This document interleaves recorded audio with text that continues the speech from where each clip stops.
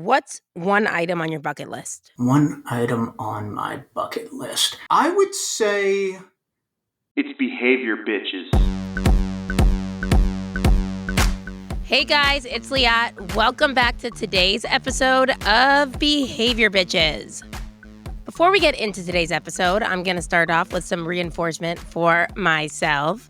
So we have this review in from Louisi Hannah with 2 H's. And it's titled, Thank You, 5 stars.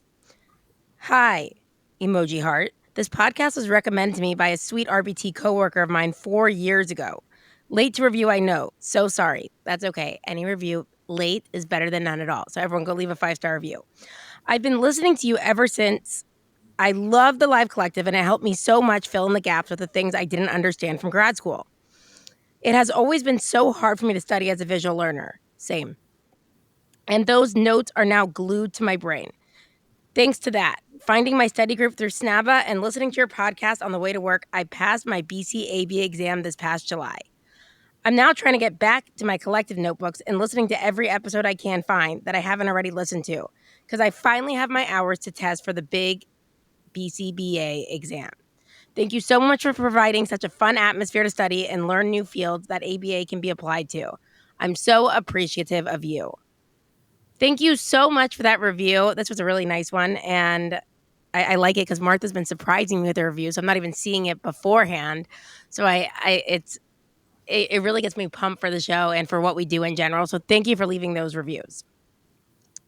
All right, moving on to today's guest. Also, before we get started, I just want to say we also have been trying out so many different things. We've been doing different component analyses to see what is the best way to get this podcast exactly where we want it to be. So we started something new where I am no longer conducting the pre-interviews because what was happening is, first of all, I have so many questions that I want to ask that I ask them all there. That it goes on for like an hour and a half, the pre-interview. We miss a lot of good stuff. And so they have to get past Martha and AJ now. So our guest today is special enough that he's made it past. And then I get to come on and ask all the questions and we don't miss all the, hot takes in the moment. So hopefully this goes well. We're trying different things out each week, but we'll see how it goes. But every person has been like, this guest is super chill, super cool. Like literally, like take your time, stay in bed today. Don't worry, Liat. He's so chill. You'll love it. It'll be great. That was the text I was receiving. So hopefully he lives up to this. Our guest today, his name is Eric Chesson, and he is the founder of Autism Fitness. With backgrounds in exercise and behavior sciences, Eric has spent over 2 decades developing effective, meaningful fitness program for the autism and neurodivergent population. He is the creator of the PAC Profile Method and Autism Fitness certification with over 500 certified pros worldwide. That's impressive. He's a TEDx presenter and consults with organizations and schools around the world seeking to prioritize and optimize their programs. Eric resides in Charlotte, North Carolina with his wife, Shani. Okay, I didn't know if we were going like the Hebrew side of things or Shani, Kilo, and Lila. They're rescue pit bulls and Flashes, a problematic cat. I have my problematic animal too, Pavlov. Yeah. He's an avid lifter and Brazilian jiu-jitsu grappler. Fun fact, I used to do Brazilian jiu-jitsu with Muay did Thai. you? Yeah. I'd get you in Where at? 6 seconds. I'd probably like kick your ass. Just saying. Let's if that's part of this gauntlet. I mean, if I got through AJ and Martha in terms of being considered chill, then I would suppose that the next most Maybe, yeah, you'd logical have to challenge. exactly. I'd probably get you in like an arm bar, then like a figure four and just, you know, have you I'm tap glad this is out. all being choreographed. Jiu-jitsu is nothing if it's not previously choreographed. Wait, but so you do it regularly? But you know what? I got grossed Yeah. out when like ringworm would go around all the time. You know what? It did. This is my first back in the day reference, but when I first started, it would go around a lot. I think that the floor cleaning solutions and maybe the diligence in floor cleaning has gotten a lot better because I've had it before and it sounds so much worse than it I actually know. is. I mean, you put those two words together, ringworm, and it sounds like a horror movie. and it's really not that. It's itchy, it's fungal, it's not viral, but it is highly contagious. So I That's what I wouldn't wish remember. it on. Yeah, if it's going around the dojo, then it's going around, and anybody who comes into contact with it, and it goes away after 2 weeks, and it's a ring, it itches, you get some But it's medication not for it. really worms to anyone who thinks it is. It's No, not they're actually. not actually worms. Common, common fallacy. I don't know how common, because I don't know how often a ringworm comes up in colloquial, No, conversation. But I here just we like are. remember like I just remember being like, this sounds horrible. Like, it just sounded creepy. It sounded like and I just like then I like went down a rabbit hole of like reading about ringworm and then how it comes from cats. And I was like, I never liked cats anyways. And then but it was like, but now I'm catching it when I'm like grappling on the floor. Yep. And Yeah. but anyways, so that's very This cool is that a you do that. fantastic endorsement for the sport, by the way. Yeah, I know. Well, you know what? I haven't done it in a minute. And it's so funny. That's like my past life. Like people see me as this like weak, fragile flower now, like since getting lupus in 2012. I'm like, you didn't know me. I was like a bad bitch before. So this is like pre-Liat. Now I'm just like But this it's the behavior weak. bitch, you know? Wait, it's the weak, fragile flower thing. Is that just a story, or how much evidence do you have to actually No, confirm? I feel like it's just like my hand with all my hand issues, I have to be like so sensitive. No, but I'm not fragile like a flower. I'm fragile like a bomb, you know? That's But my yeah, favorite quote from Frida Kahlo, so I had to like make it fit here. that's fine. Uh, It worked. If we could work in ringworm, then you can work in your favorite clothes. yeah, exactly. I could make anything fit in. It's great. All right, so before we get into all the questions I want to ask you, I want to ask you a few get to know you questions and for anyone listening. So I could Yeah. determine if I think you're chill too. And then just cut me off and Yeah, like exactly. ask This the is question. No, we're not exactly. going to go past the preliminary. Yeah, that okay, so No here we go. need. Do it. If you weren't doing what you're doing, what would you be doing? That was a lot of doing. Um, that's a great question. Oddly enough, when I was in undergrad, I was in forensic psychology. So I I wanted to be a U.S. Marshal for a little while. I I don't know. I would. It's been such an odd journey at this point. I don't even know if I'd be in the fitness industry necessarily. I'd probably do something that had a lot to do with talking and communication, maybe even with Maybe a podcast. um, maybe a podcast. I'm going to come up or something with professional wrestling. I would have probably tried to be a pro wrestling announcer.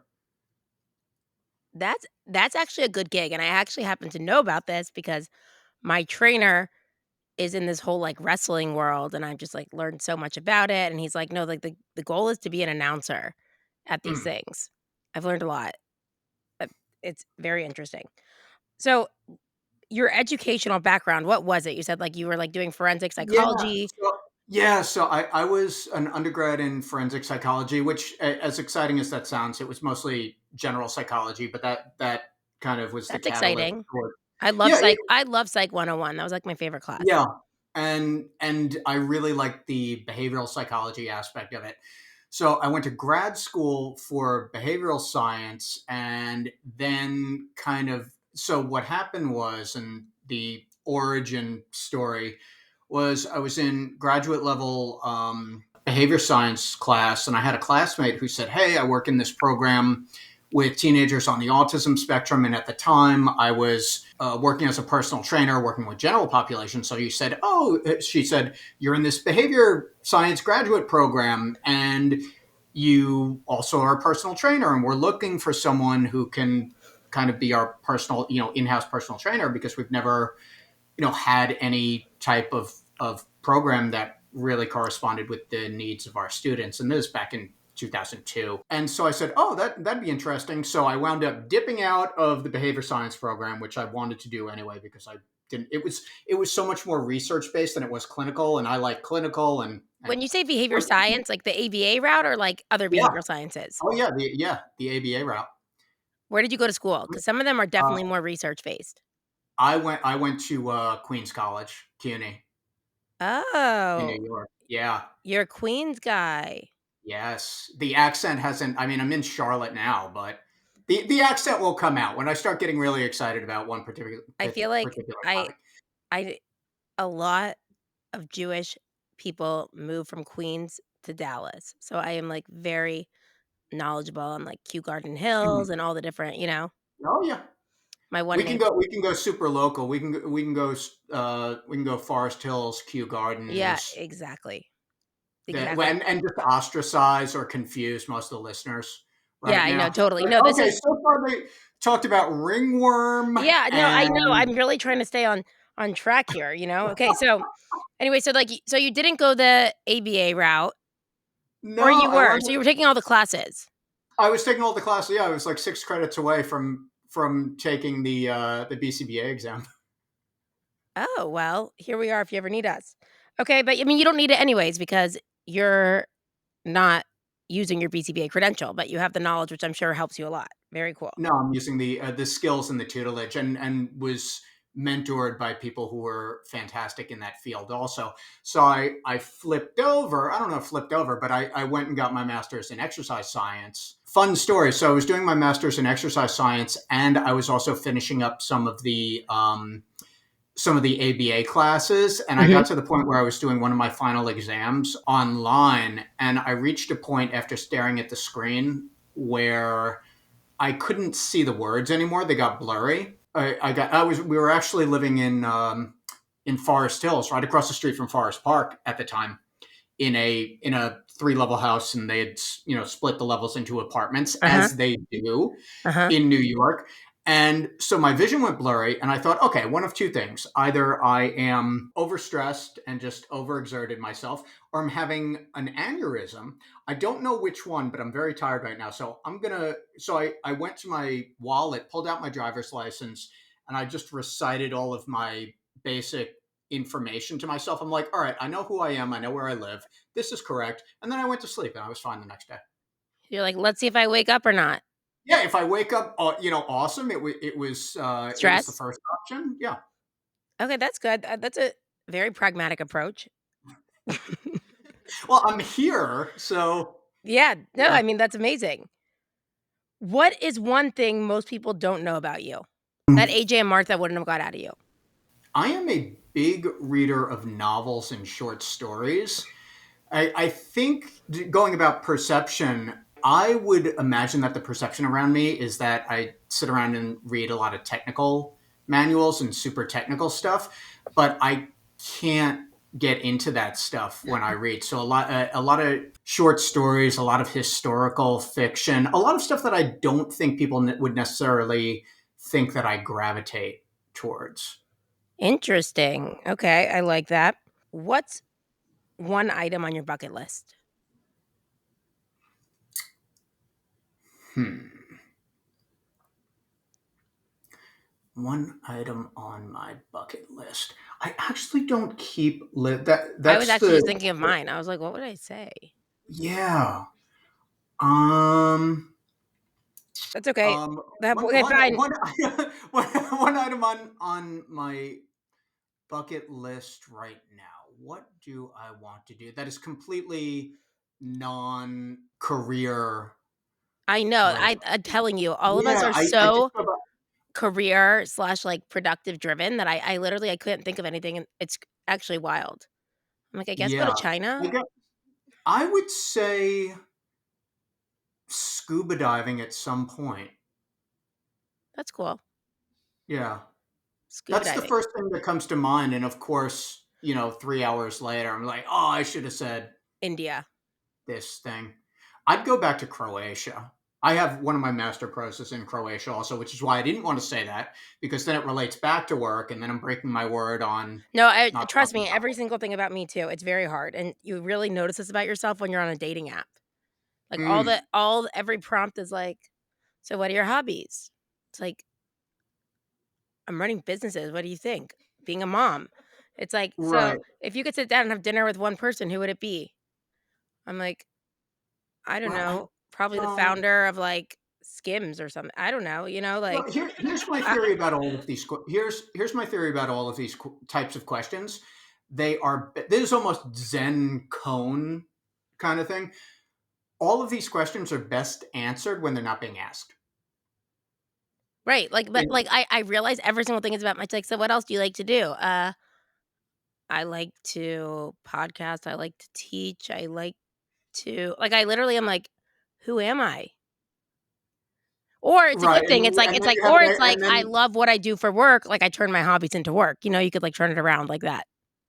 right, and then in the middle of a podcast, you're having an existential crisis because like I can't list three things about myself. You can, just not right now. Yeah, it's just not the time. Yes. You know what? And And honestly, thank God for ChatGPT because it could probably tell me like these are three things that you like, Liat, based on your history I've been stalking, right, you know? we're outsourcing our own sense of self. And I'm not mad about it. I love it. I don't think it's necessarily bad. It's less that you have to carry in your brain at any given time. Literally anyone that will help me in any way, I'll take. That's why I'm like only two again, like I think I say this on probably every podcast at some point. Like I love that the world listens to me. Like my phone, Alexa, all of it. Like friends, all of it. Okay. So let's actually get into today's topic. And I want to know, and I'm actually very interested in it because, you know, obviously all of us need exercise. It's a common topic everyone talks about. But I've Mhm. seen different communities of special needs individuals or individuals with Yeah, special needs. We just had a convo about how to say this, not just in the autism space. Like there are often individuals you see who have weight issues, right? sure. Whether Yeah, it's, yeah. especially if we talk about autism, right? There's like Mhm. some, there's the food selectivity. Like, are they actually getting the nutrients they need in? Then there's the motivators, looking at that, Mhm. like my own brother, for example, he's definitely overweight. He does do, like, an exercise program, Yeah. actually, but I just wanna know, like, what made you have, like, the motivation to get into this or get this started? Well, I think it actually started with myself. I was an overweight kid from about like fifth grade through middle school, which is definitely the best time, psychologically and emotionally. Brutal. Um, and awful, especially North Shore of Long Island, which is kind of a I get beacon I of get this self. New York references. Listen, I went to Binghamton for 1 year. I Okay, know all about I, every county you freaks I talk about, like, it's like, "Oh, cool, where are you from?" It's like, "Oh, I'm from Dallas." "Where are you from?" "Suffolk County." Like, I don't give a shit, I don't know what that is, like, I didn't ask you what county you're from, like, I didn't tell you Collin County. So, I don't worry, Suffolk I get County. all your New York references. Suffolk County is people who never go into the city, but they say they're from New York City Oh, well, I didn't know that. when they're not in New York. Anyway, I digress. And then sometime in high school, I wandered into the weight room, had no idea what I was doing, and there was no internet back then, and just started like working at doing what I thought I should be doing, but getting really into it and developing confidence out of that. And I was one of those kids. I was very much ready to be done with high school. Also, I didn't even. There's such a complete aside, but I was so done with high school. I didn't even want a yearbook. Like I didn't go to prom. I didn't want to do any of it. I just wanted to be out. And I remember my high school yearbook quote was from Calvin and Hobbes, and it was, "From now on, I'll connect the dots my own way." And one day I got called up to the office, which was different because I was very well behaved, and it was the parent teacher association. Like some of the moms from the PTA, they're like, "Oh, Eric, we have a yearbook for you."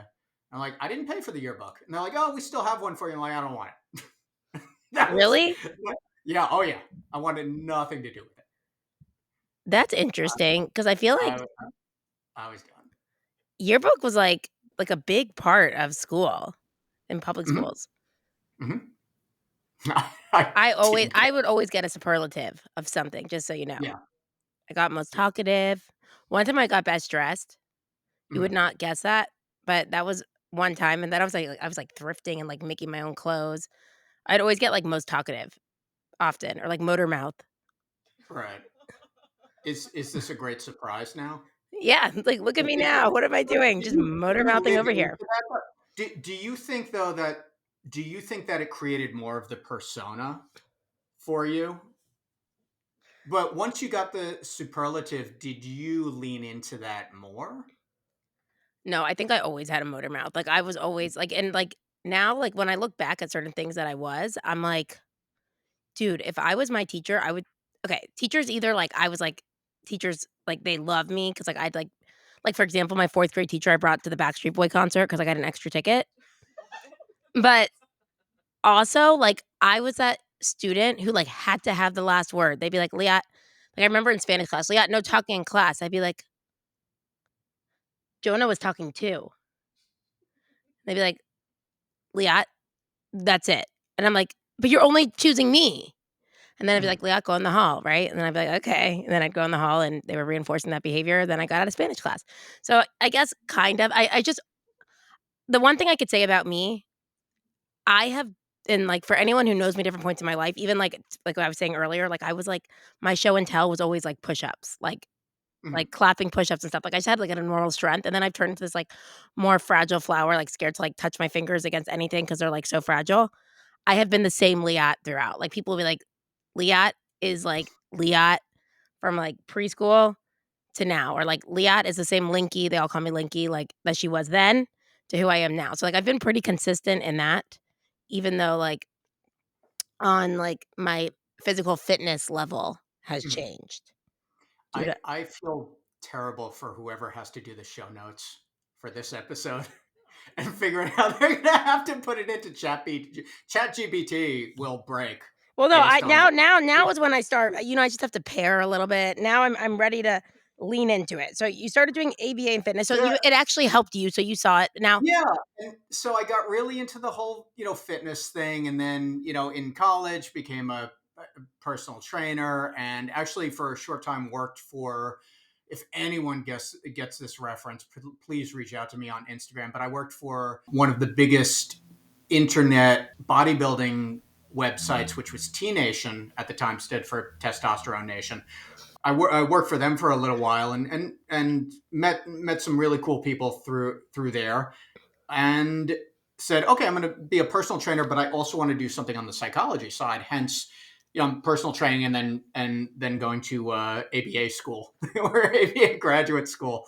And when I was recruited into this program by aforementioned classmate, what I recognized early on was there was no blueprint, there was no best practices, there was nothing out there that I could find anyway. I'm sure there was someone somewhere doing something, but there was nothing that I could really pull from information wise on best practices for integrating fitness, predominantly resistance training based programming. And we could talk all about why that's the case, um, for the autism and neurodivergent population.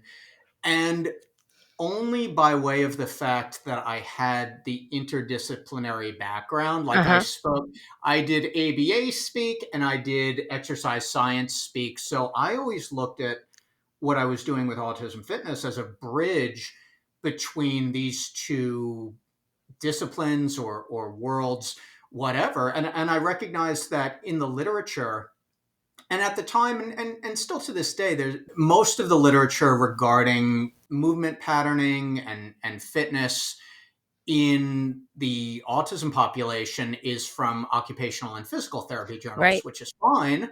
But as we know, individuals with ASD age, and they don't stay, Uh-huh. 8 or 9 or 10 for a while. And when I started my private practice, one-to-one training, I was being contacted by ABA therapists whose learners were starting to age out of, ABA therapy, and were aging out of OT and PT, and now they're like 11, 12, 13, and now they have nothing. So a lot of my athletes early on were those adolescents and teens whose parents or therapists recognized the importance of physical activity and just couldn't find it anywhere. It's behavior bitches. Hey, Behavior Bitches listeners, I just wanted to remind you, in case you're looking at how to study for the BCBA or BCABA exam, at Study Notes ABA, we have the entire collective to help you pass the freaking test. If you like what you hear here over on Behavior Bitches, trust me, it's better at Study Notes ABA. We take you from start point to end point of everything you need to know for the test. We take the notes with you over 12 weeks. We also have video bundles if that doesn't work for you. Our next collective is starting July 7th. Now, if you're watching this later on and this is no longer relevant with July 7th, we are always starting new collectives. And now you might notice that we have some new names because all of our collectives include the Pairing Pack and the Ultimate Collective Notebook. All things to make your note-taking and studying fun. Head on over to studynotesaba.com and we have it all there waiting for you to pass the freaking test. All of our collective packages have had a glow up, as you may notice. They have more mocks in them, more content, more activities, all the things you're gonna want. And now you can get $50 off if you use coupon code BITCHES. That's BITCHES. Head on over to studynotesaba.com. It's time to pass the effing test. Who is the majority of your clients now? Is it that same age group, or over time has it increased? In my own practice, I work with ages 12 and up, and that's just a professional preference. I like working predominantly with individuals 20 through 40, a lot of whom have never had some type of fitness program. And my eldest athlete right now just turned 70, so even into geriatric. And one thing that I think is really important to note is in my early days of practice, many of the individuals that I was working with had what would be referred to as, level 3 or profound autism, needed a lot of day-to-day support, a lot of support with ADLs. So any programming that I was implementing needed to make sense and needed to be applicable and scalable and meaningful for any individual. And what's been interesting over the last couple of years, in my practice now, and even in conversations through social media or email, I get a lot more individuals who were diagnosed later in life, like in their 30s or 40s, and they'll email me and say, hey, this really resonated with me. Can you give me some advice or help me find a trainer? Or just reach out and say, hey, this thing that you said really makes sense. That's one of the most validating things for me to hear from someone who, has been diagnosed later in life or someone who is neurodivergent. I have a couple of my certified pros through the program who are diagnosed on the autism spectrum too. And they'll tell me, yeah, this makes sense. This makes sense. Oh, this is why, So it tells me that the way that I'm going about things is really in line with both, the ethical and the personal considerations as well. So what you're saying here, I just want to add in anyone studying, you hit on one of the things. It's actually one of our 7 dimensions of ABA, which is you were saying like you're looking for things that are also meaningful and, could age with them over the lifespan and can have like those meaningful outcomes. And that's the dimension of ABA that we talk about, which is the applied. When we're talking about whenever we're choosing anything, the applied aspects, like is it socially significant? Is it going to create meaningful changes, lasting changes in individuals' life? So I just wanted to add that in there. And the thing I wanted to ask you, you were saying that you were getting this feedback from individuals who do have a diagnosis of autism. What kind of things were they being like, yo, that aligns, like that tracks? What were some of those things?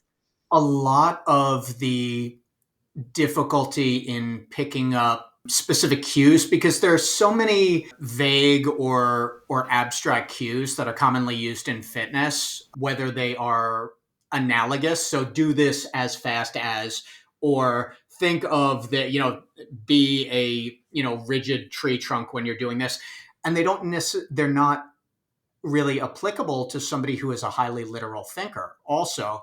And one of the things that is my brain, that is so true. Like I take solid core class and they're like, all right, you're a scared cat on Halloween. I'm like, a scared cat? They're like, okay, now do this. Now I'm like, what's a scared cat doing? And so when you're saying like this literal thinking, right. I never thought of it that way, but you're so right for, individuals on the spectrum who are so literal. Right. And it depends. And you can go, along the spectrum also, if I have an individual who has, a lot of dysregulation and they have, difficulty focusing, and I'm standing there trying to say, okay, well, hold neutral spine when you're squatting. It's like, that is not going to work at all. And you are on a very different and very problematic plane of existence if you think you are. So the tools and the application of fitness programming need to change a little bit. And I need to, that in the course, we talk a lot about empathetic coaching, which is different from sympathetic coaching, like, oh, I feel so bad and this and that. No, empathetic coaching means I need to understand as best and objectively as I can how relevant the communication that I am giving to my athlete is going to be so that they can perform at their current best with this particular exercise. Because I need to do my job. My job is to have them exercising and performing the exercise as best as possible. In order to do that, I need to take certain steps and measures and approaches that make sense in the context of what we're doing. So I need to give a cue. I don't need to give a monologue. So one of the big things that we cover in the course is the eradication of overcoaching. So if I'm setting up an athlete for a squat and I say, okay, well, get your feet out shoulder width, and now, get your hands under your chin and look forward. And when you squat down, go really slow. It's like, nobody wants to hear that. And it doesn't work. It's not functional. That's very interesting. And it also is telling me that this also goes back to one of our 7 dimensions, and one of them is technological, the importance of being so specific in describing exactly what you want someone to do. And then maybe like just an awareness of thinking like, whoa, you just gave me like 13 steps at once. Yeah. The idea of like, I mean, I just think of so many different things actually just with exercise alone, like that shaping or that chaining, like teaching someone, like do this part first. And I'm sure like your understanding of the science in that sense really helps as well. Oh yeah. Yeah, absolutely. Especially with, I'll give an example, like multi-step directions. So if I want one of my athletes to do a farmer's carry with a pair of dumbbells or a pair of kettlebells, whatever it is, and I give them this long sequence of instructions of, okay, first you're going to walk over to the box, and then you're going to grab the kettlebells, and then you're going to walk all the way to the cone on the other side of the turf. I have had athletes who will just, after I give them that sequence of directions verbally, will just walk over to the cone on the other side of the room or on the other side of the turf, because those previous directions have just kind of, to be non-technical, kind of disappeared into the ether. I'm that athlete. Yeah. I'm that athlete. Like you could be like, okay, so first you're going to start off by doing like yesterday.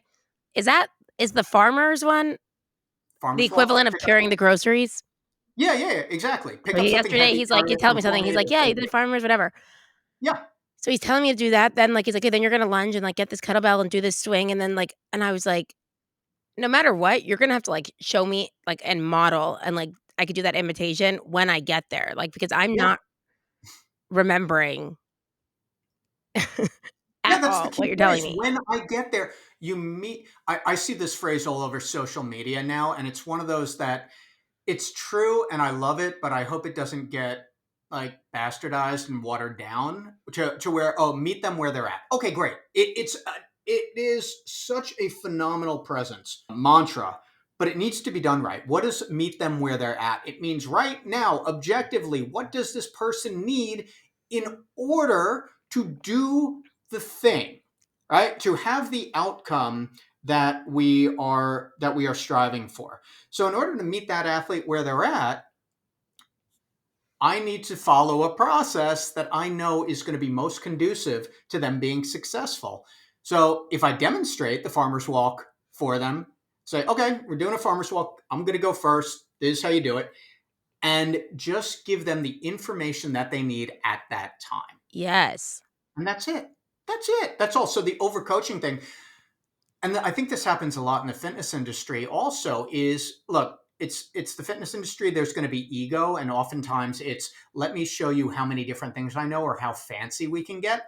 But the grand irony of it is simplicity reigns supreme. Like when someone asks me, oh, what is this, not, and these are the questions that I get sometimes. What kind of exercises would you program for, a nonverbal 18-year-old?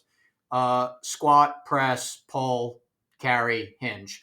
Oh, what kind of programming would you do for a very, very verbal, highly independent 43-year-old? Squat, hinge, press. The scalability is the key, not having 100 different exercises for 100 different individuals. Because when we talk about individualization, we're also talking about it within reason. That's why whether we're looking at it from the lens of ABA or looking at it from the lens of fitness, yes, there's individualization, but it's individualization within reason. Because if everybody is so unique, then you don't have a strategy. You need structure and you need a program, which means that there are certain things that are going to carry over from one individual to another. We just need to do them slightly differently and at the right time. We call that generalization across subjects. Like if something works, why do you have to overcomplicate it?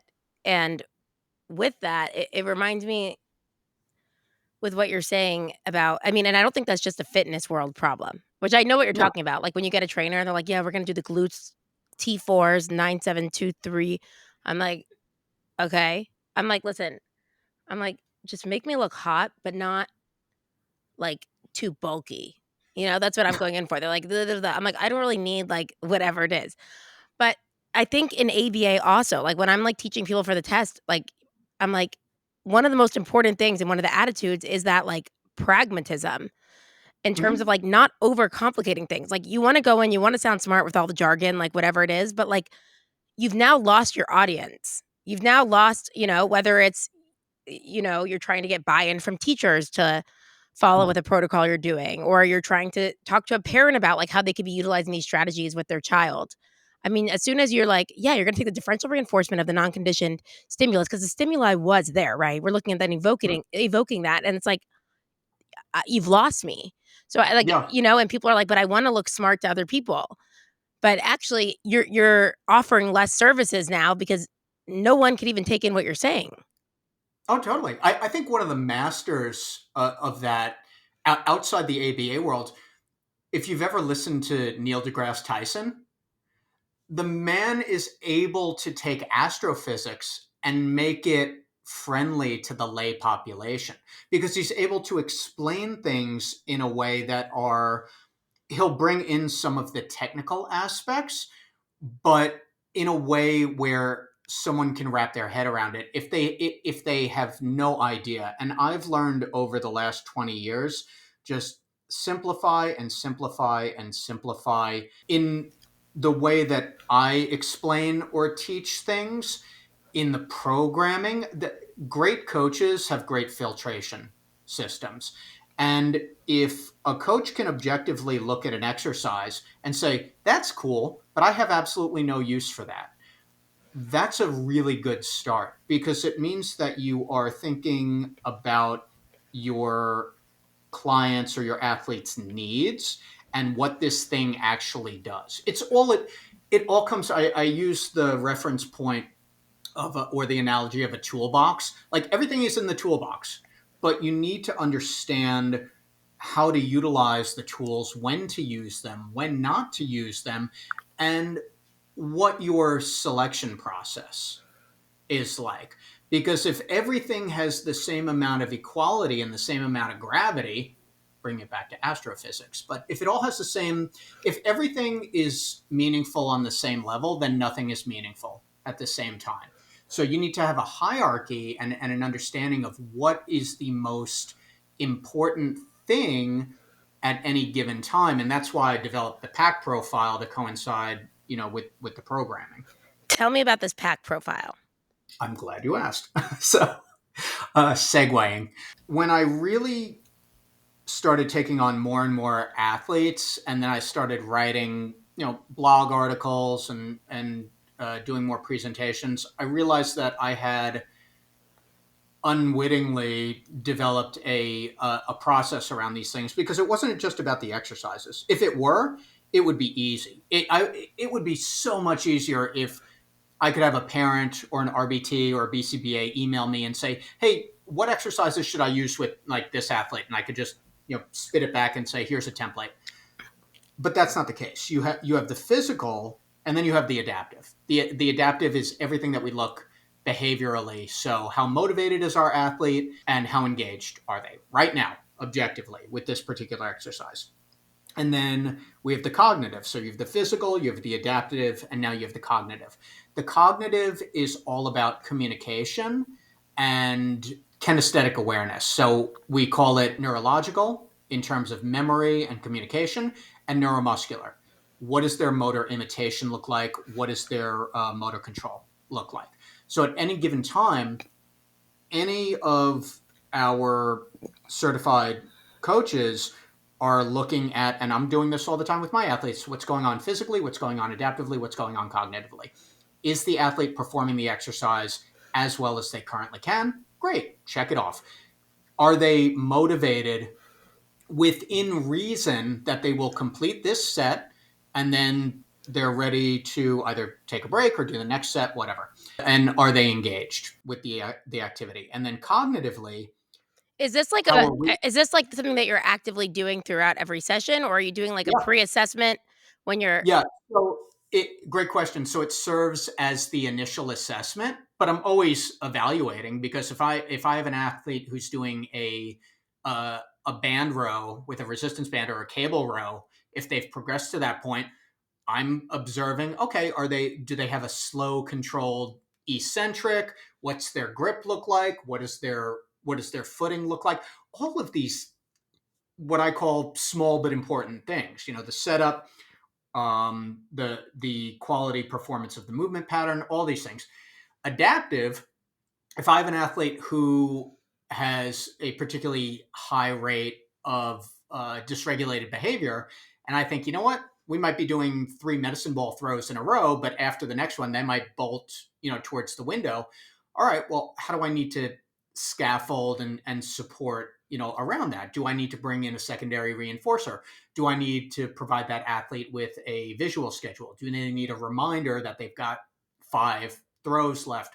Or whatever. So how do I create an environment in which they can be successful here, and focused on the exercise? And then we have the cognitive piece, which is the communication that I'm delivering to them conducive to them understanding the expectation for performance, and what does their motor imitation look like? How much support do I need to provide them in order for them to perform the exercise as best as they currently can right now? So we're constantly evaluating physical, adaptive, and cognitive, even when things are awesome, even when I have an athlete who is going to perform every exercise down to the last rep and is super motivated. I'm still looking. The question is, which one takes precedence right now? So if I have that athlete who's getting significantly dysregulated, I'm probably on heightened alert about maintaining the highest rate possible of reinforcement so I can support their adaptive functioning, and a little less concerned with the physical. Not that I don't want them to do the exercise as best as possible, just, my dual attention needs to take a couple steps towards the right to really make sure that that athlete is supported from the adaptive perspective. So one of the things you had mentioned here is like looking at their motivation level. And Yeah. this is something interesting to me because I obviously when you meet one individual with autism, you meet one individual with autism, right? Like it's completely different. But we do know some of like the key characteristics according to the DSM we know are like, that social aspect. So a lot of it is there's not necessarily, and everyone again is different. I always have to like Mhm. say that so no one gets mad. But, motivators may be different. So, like, for Right. example, you worked with typically developing Mhm. individuals and Yeah. let's say someone on the spectrum, right? Mhm. Large spectrum. But how are you doing that motivating? So, like, an individual, let's say, doesn't give a shit, which is actually like so freeing, right? About like society's approval or Yeah. getting a boyfriend or girlfriend or, Yeah. having a glow up post breakup. Like, how Yeah. are Totally. you finding those motivators and how do they differentiate from when you're like working with let's say, a quote unquote neurotypical Yeah. client? Oh, it's such an awesome question. So Here's the thing about fitness in general. There are really three main motivators for anybody to work out or get fit, and none of them are better than the other. They're just these are the three: body composition, so gain muscle, lose body fat. Great, that's one, right? Second one is sport or activity performance, right? You know, soccer, baseball, wrestling, jujitsu, kayaking, volleyball, whatever. You strength train and you do conditioning and whatever else in order to get better at your sport. So you're going quasi specific, but it's more general, because if you look at strength training for a lot of different sports, and this is not my area of specialty, but a lot of it is similar. It's still all push pull hinge, squat carry kind of stuff. And then the third one is life enhancement or quality of life. And like the kind of quintessential example is the grandmother that doesn't want her low back to hurt when she's picking up her grandkid, or going up and down stairs safely, this, or carrying groceries, the kind of thing that generally an adult wants to do in order to be able to continue to adult throughout their day, and not and be pain free and feel more confident and avoid injury.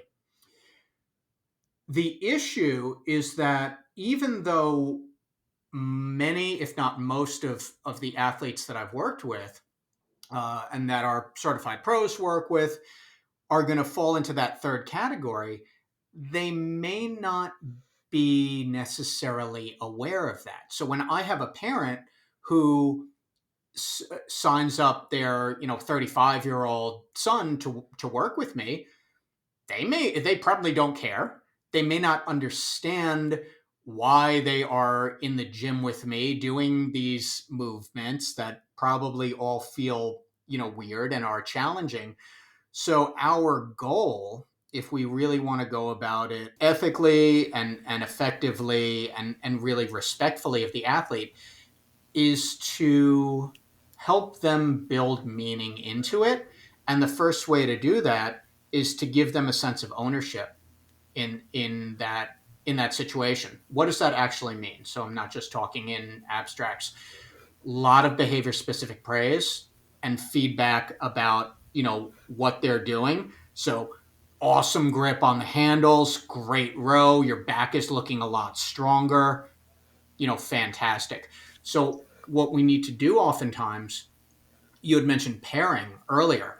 I need to pair that exercise with a reference point for that athlete. And even if I'm not necessarily joining it together with, oh, you're going to be able to carry groceries so much easier, I want to leverage the behavior specific praise and that feedback so that that athlete feels a sense of ownership and a sense of accomplishment in that moment.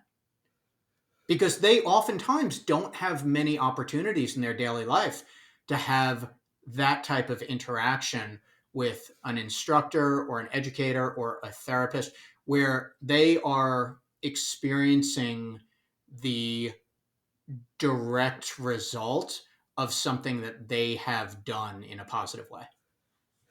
It's interesting, even when I see my brother who is 27. Mm. No, he's not. It's so crazy. I always with the age, because I'm 34, so he's 28 now.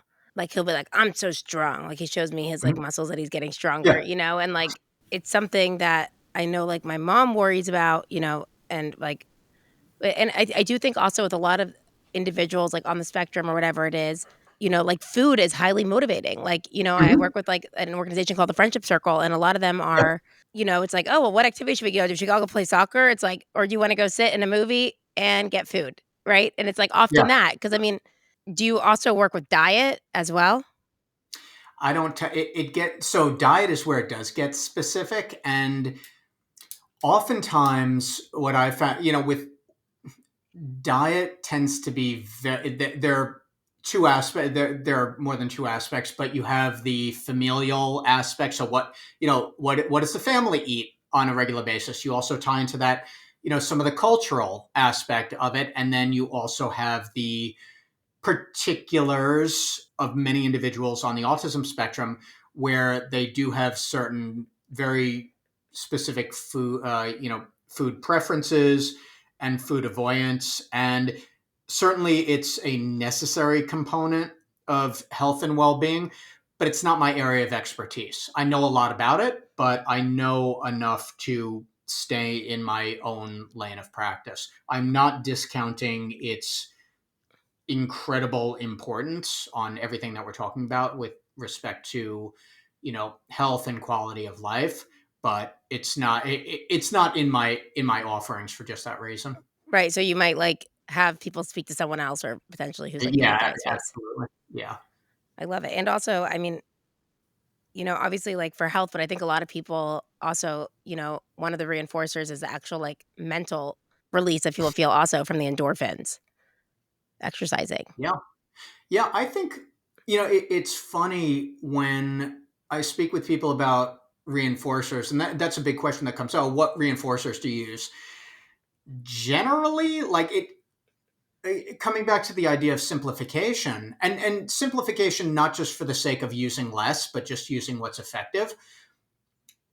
When I have an athlete who consistently knows the expectation, is consistently aware of the fact that they have some ownership in the program, so they have choice. They have the ability to, hey, do you want, all of my athletes get the same questions. Hey, do you want to do overhead presses first? Do you want to do push-ups first? Uh-huh. And they pick one. I'm giving them options. And so there's this process where they feel in control. And it's true that, they have control, again, within reason in the context of the situation, because I'm still coaching them. Right. But when they feel that freedom of ownership, it becomes a lot easier because we don't often need to add in all of these other aspects. Can we use a token board if it makes sense? Yeah, absolutely. Have I, allowed an athlete to, go on their phone and scroll through YouTube or whatever for a minute or 2 minutes in between sets of some exercise? Yeah, sure. But eventually we want to fade those things back so it just becomes a damn good, strength and conditioning session, and that's it. So, and I think this speaks to also the, I don't know if it's the philosophical perspective, but the general perspective around exercise is that, oh, it's hard and nobody wants to do it, and you need a pile of secondary reinforcers in order to get somebody to do it. But I think that someone coming into the session like that, I mean, a coach or practitioner, if you're bringing that negative connotation into it, someone you're working with is going to know. That's why, Right. in order to do that, similar to anything else, if you're going to teach or coach or mentor, you need to love some or more aspects of it. Otherwise, it's going to show through. Totally. I love this. I love this stuff. So for me to be able to bring it to these populations is easy because I want them to have the same thing that I know I derive from it also. 20 something years later, I'm still getting excited about one of my athletes performing a squat correctly or, a cable row independently because I know what that feels like. It's interesting you say that also because I'd say something that I love about working with different individuals with autism or is like their bullshit detector. Like if someone Yeah. comes to my house and is like, "Hey girl, nice to see you." He's like, "Go away, you have pimple." Nice. Like it's Yeah. like he's gonna tell you exactly what it is. So like if you're someone there being like, "This is so fun, let's work out." Like I promise you right there, I already know my brother's gonna like lift his arm up and like act like he's like pulling out his armpit hair to put it on you. Like it's just Yeah. right. Oh, that's a good move. I've never heard that one. That's a great move. Yeah, and, like, Is everyone's that like, one "Hi" that doesn't? exactly, but I'm saying it's like, if you are gonna, Yeah. like if you are, like, full of shit, Yeah. most of these individuals are gonna call you out on it quickly. So you do have to have that genuine, like, true passion and, like, love for it. Otherwise, I mean I'm just stuck on the fact that he came up with, think about that. What went on in his brain where he thought, I'm going to put my armpit hair on this person. Yeah, Like it's been that is reinforced in the past. It's like the that people is are like, "All right, I'm genius. done asking you to do different things." That's like one of his That is classic moves. that is brilliant because It you runs have in the your family. We're all very smart when it comes to getting out of anything. all with all with the armpit hair movement, or is it No, I don't do that like, because my that's been armpits are passed lasered. down for generations? Someone sits you down when you're 18 and says, "Look, this is what we do in our family. This is our We thing. are." Yeah, Yeah, yeah, yeah. exactly. But Well, I yeah, love what you're doing. So how does one go about becoming, getting the cert and becoming a is it a pro, you called it? yeah, sort of certified pro. Autismfitness.com, register. There's over 15 hours of online coursework, and then you get to spend the entire day with me, either in person or virtually, or one of our master level pros, going through the practical and then going through a rigorous exam where you have to submit video. And the reason I designed that, so for anybody who's familiar with the fitness world, there are a lot of certifications. Many of them are garbage because of either the information or the level of demand that it takes to pass them and get credentialed. So when I think about certifying somebody, I'm not just thinking about that practitioner. I'm thinking about, well, what are the individuals that they may serve, may coach? What are they getting in a coach? So I need to make sure that people have a working knowledge of the information because there's a lot of it. It's really cool that we get a lot of BCBAs and RBTs who go through the course. I mean, it makes And sense. It's just like so yeah, natural. Like you're already doing that shaping, you understand reinforcement, you understand yeah, just all of it. I mean, that like it's amazing. And there's such a need. And it actually kind of makes me insurance, obviously insurance is like just like working with insurance is a pain in the ass, but like what they yeah. will accept as like exercise to me or like physical fitness goals seem like something that also like even from like an insurance or medical perspective, like I think that those should be some goals that are also allowed to be covered in ABA potentially. Because I mean, even if like the insurance companies want to from like a invest early perspective, so they're not paying for health issues later, I would think that that would be in their best interest. Yeah, it's preventative care. Right. Like You that's know, exactly what I'm thinking. I'm like, why?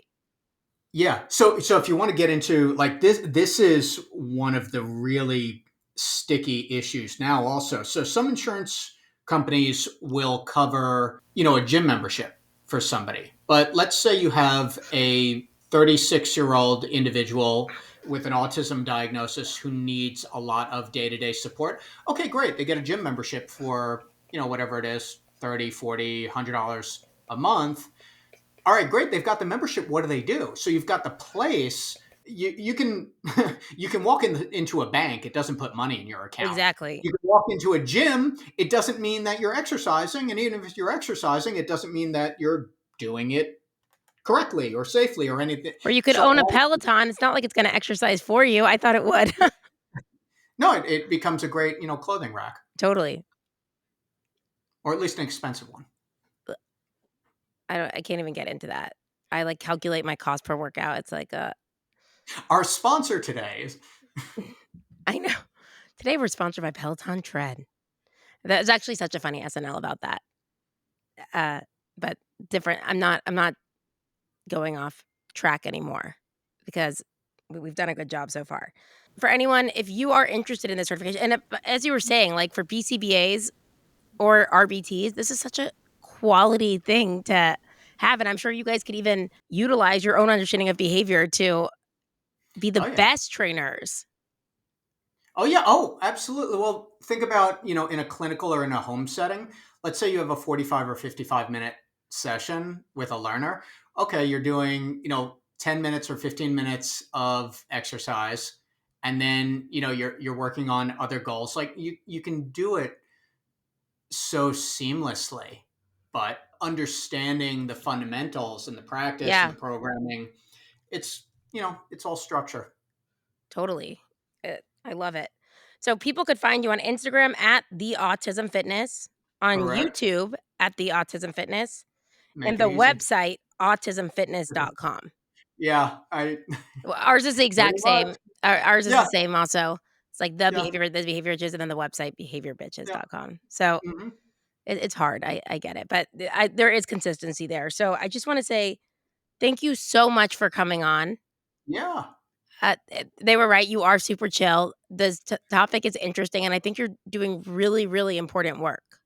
Thank you. I appreciate that. Yeah, I think, it's a weird thing where if you ask anybody, oh, is fitness important for, the autism? Everybody's going to say yes. But the issue is that it's not being prioritized. And if it is going to be prioritized, do it right. Because there are many ways to do it wrong, only a couple ways to do it right. I know, I've learned that too. All right. So thank you so much for coming on. I appreciate it. Thank you. I hope in the comments people want to know more about ringworm too. I hope that's the only thing they want. The takeaway. We'll definitely add that to the show description. I think that's what people are searching. Yeah. That will give us the best SEO for sure. All right, guys. Well, you know where to find us. And hopefully by now you have subscribed to the Behavior Bitches YouTube channel. We're really trying to build that up. Please make it worth our effort. So head on over to YouTube and subscribe to the Behavior Bitches. This is separate from Study Notes ABA. So if you're subscribed to all our nonsense on Study Notes ABA, this is separate. So go check that out. You can follow us on Instagram at Behavior Bitches Podcast, Facebook at Behavior Bitches Podcast, our website, behaviorbitches.com. And with that, as always, love ya, mean it. It's behavior bitches.